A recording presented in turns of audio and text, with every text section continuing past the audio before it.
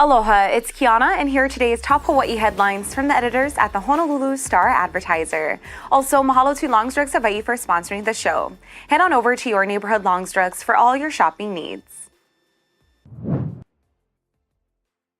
Authorities have arrested 2 gang members in connection with a California shooting that left 6 people dead, including a young mother and her baby. 25-year-old Noah David Beard was taken into custody today.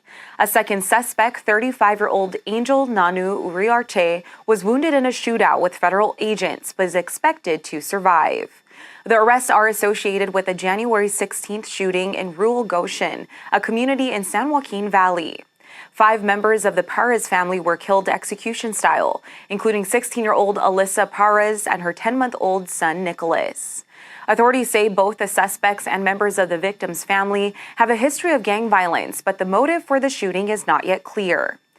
The Goshen massacre was part of a deadly month for California, which also saw mass shootings in Monterey Park and Half Moon Bay. New federal rules could limit the amount of added sugar allowed in school meals for the first time. U.S. agricultural officials proposed new nutrition standards for school meals today. The plan seeks to decrease sugars and sodium in foods served to millions of children across the country. According to Agriculture Secretary Tom Vilsack, the goal is to improve nutrition and align with U.S. dietary guidelines. The first limits on added sugars would be required in the 2025-2026 school year. By the fall of 2027, added sugars in school meals would be limited to less than 10% of the total calories per week for breakfasts and lunches. As for sodium, the proposal would reduce salt in school meals by 30% by the fall of 2029. The public will have 60 days to comment on the plan starting February 7th.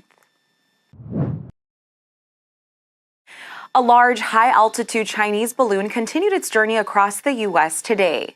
The balloon's surprise appearance prompted accusations of spying from the Pentagon.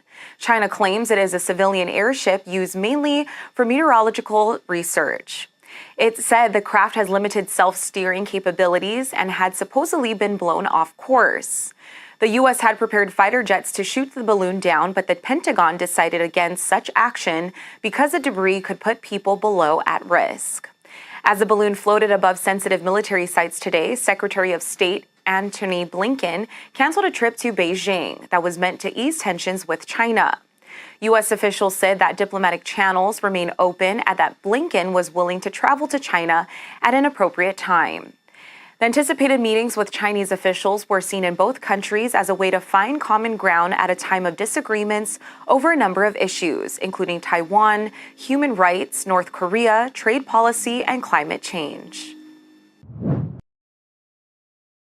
Honda and the federal government are urging owners not to drive older vehicles until their airbag inflators are replaced. The National Highway Traffic Safety Administration issued a do not drive advisory today for vehicles with Takata inflators because they have a high possibility of exploding in a crash. Called alpha inflators, the devices have a 50% chance of exploding in a crash, potentially shooting deadly shrapnel toward a driver's face. Honda has replaced 99% of the dangerous inflators, but about 8,200 vehicles still don't have the necessary repairs. Vehicles affected by the issue include the 2001 and 2002 Honda Accord and Civic, the 2002 Honda CR-V and Odyssey, the 2003 Honda Pilot, the 2002 and 2003 Acura 3.2 TL, and the 2003 Acura 3.2 CL. For more information, visit staradvertiser.com. If you've been wanting to buy an electric vehicle, now might be the time. The Treasury Department is making more EVs eligible for tax credits of up to $7,500, including popular models sold by Tesla, Ford, and GM. Under the climate law approved last summer, pickup trucks, SUVs, and vans with a sticker price up to $80,000 qualify for EV tax credits. However, electric cars, sedans, and wagons were only eligible if they were priced below $55,000. The Treasury's new rule updates how vehicles are classified and is more lenient when it comes to crossovers. For example, GM's Cadillac Lyriq, Tesla's Model Y, Volkswagen's ID.4, and Ford's Mustang Mach-E and Escape plug-in hybrid are now eligible for the full $7,500 credit. Previously, some of those models were classified as sedans. The revised standards following lobbying by automakers to change vehicle definitions to let higher-priced models qualify for the tax credit. For more on these stories and all the latest headlines, subscribe to the Honolulu Star-Advertiser.